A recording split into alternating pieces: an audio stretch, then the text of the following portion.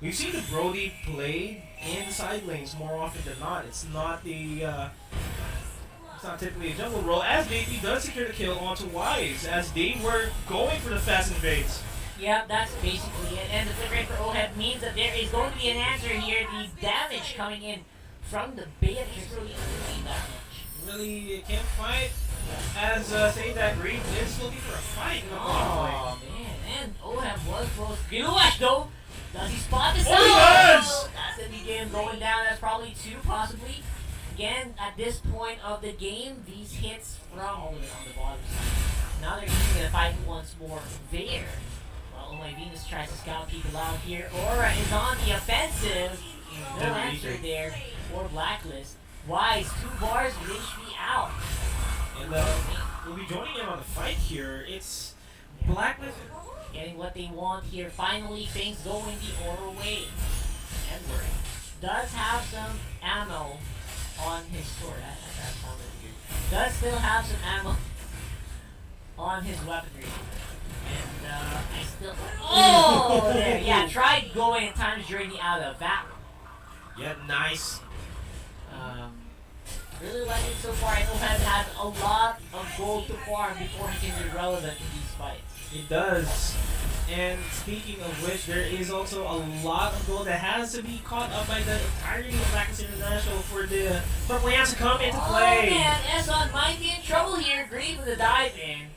Again, the power drop very easily managed by Aura. And the rest of Blacklist are just on scale. Oh! OHEB answers back. How? Okay. That's fine. I was looking at the bot side. SMGs, my guy. Probably SMGs, man. That's 4 hits. That's a lot of damage. Now it's going to be, again, toward part memory, not really making that more. Eventually, though, might be able to take the turn on bot side. He can duel Edward here. He can. Edward's just trying to clear these mini blades, but not really going to get in time here. Chieftain's Rage will, actually, what Raven's Spider will still be active. Yeah, it is. So there. And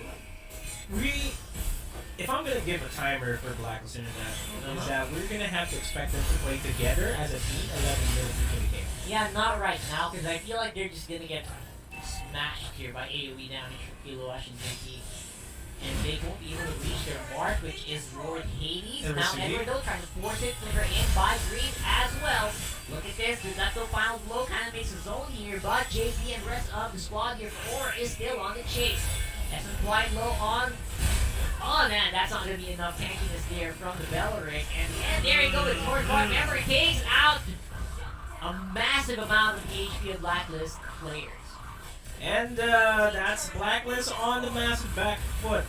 I just mentioned it earlier on. They need to play together as a team, 11-minute mark. They immediately rotated to the top side, hoping to get a kill, but they weren't very successful because of the beautiful positioning by Lord Hades to get a very good torn apart memory into the members of Blacklist International. Kilowatt and Bencutie as well were able to rotate immediately towards the top side and able to turn things around. Greed as well with the circling eagle into the back line, into the side. That was the best engagement Aura can ever want in this game. Oh, look at this calm and collected right now for Aura. They are taking everything while Lord Hades does take up the turtle. Like the final blow cast by Edward. Kilowash trying to find an opening to go into the majority of Blacklist, but not really finding it. Now the push is going to have to wait for the minions.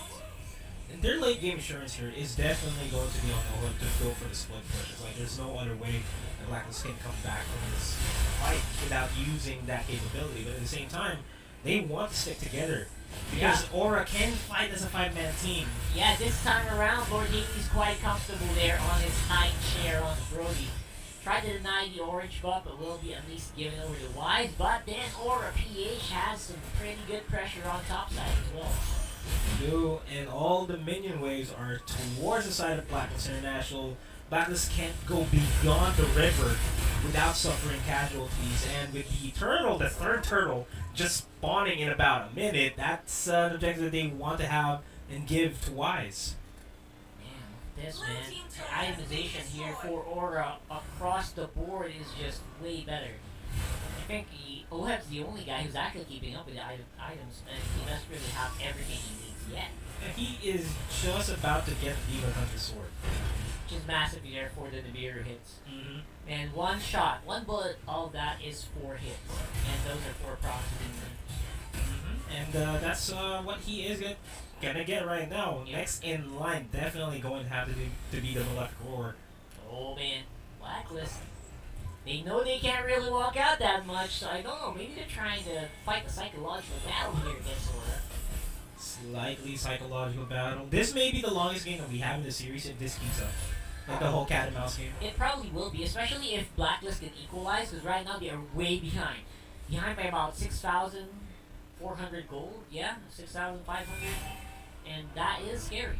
It's quite scary there for Blacklist. Now Aura definitely has a huge advantage. Their Brody just hurts and hits like a tank.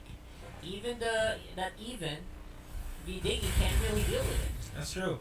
And just consider this: Blacklist International can punish minor missteps from Aura PH.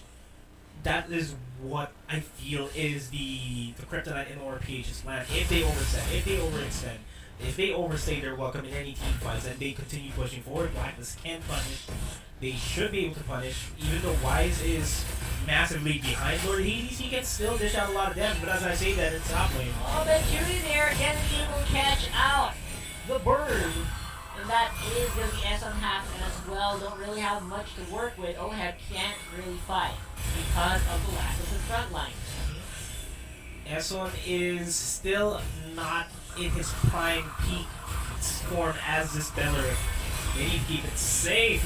Yeah, Oheb forced Flicker out as well. That means that Lord is an automatic Aura objective. Now they are going to have to play it. Blacklist will need to go on the defensive. And how long can they do this? Not sure, bro. You know what? I'm not sure myself too. Like, Aura can close this out. Not with this Lord per se, but this is probably a second Lord they can secure the game for themselves. They can secure the mid lane turret. Paquito, Kilowatch is doing a good job just doing the Kilowatch things and just being one of the hardest working men in Philippine esports and just pushing the bottom lane as far and as hard as possible. Ionization is already looking pretty good as well. For the Brody, just one more item and he's maxed out. That's for the immortality slot. Oheb's not going to go for the Malefic Roar just yet. Just yet. He needs to make sure he lasts long in the fight. He needs richer than Wise. And as I say, that mid lane's being sieged up right now by Aura. They can siege out all lanes at the same time. Yeah, this is going to mean an inhibitor turret at the minimum. And I don't think Blacklist will be able to save this turret. But looks like they are going to. Massive clear, and that's Aura not really fighting, yeah? It didn't really look like they were fighting. You can't blame them because they are playing it as safe as possible. Yeah. They just want to play for objectives here at this point. And again, Kilowatch. One unexpectedly out of nowhere. That is forcing the time journey, but Esson's gonna be in trouble here. Swings off the Benicudi as well, and then we're still fighting.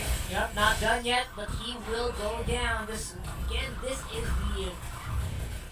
the being glass cannon of a Benedetta. It's just 50-50, man. It's either you survive or you don't at those points. Either you time the eye for an eye perfectly or you just evaporate. And that is what we've been seeing throughout the entire game, really. That Benedetta by Edward is not really as impactful. What's more impactful here is Oheb. But then again, he's not getting any opportunities to push forward as the bravest fighter gets committed. Huge difference here, Essen as well. Props up. The ultimate not really hitting him. Now Aura.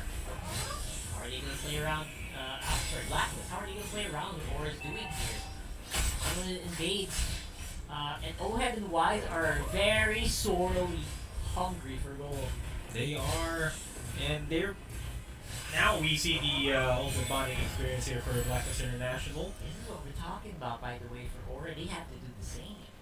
And they're doing it. They're doing it. This is a win condition that Aura wants. Fight fire with fire. They're going to checking its push. Oh man, no 3 hits happen from Oheb. Flickers out as well. Oheb being spot in a very bad spot. Esson not really that tanky enough. Hits coming down there from the area bombing. Not really making it work. Edward as well fighting 1v4 while they're 2 marksmen fighting with the Paquito. Pushes in for the minions. Not really the main one here for sure. That's the game number 3 going over the Aura. We may have ourselves another 5-game series here if Aura keeps this up, and this winning moment is brought to you by Master. High fives all around, and the Aura PH.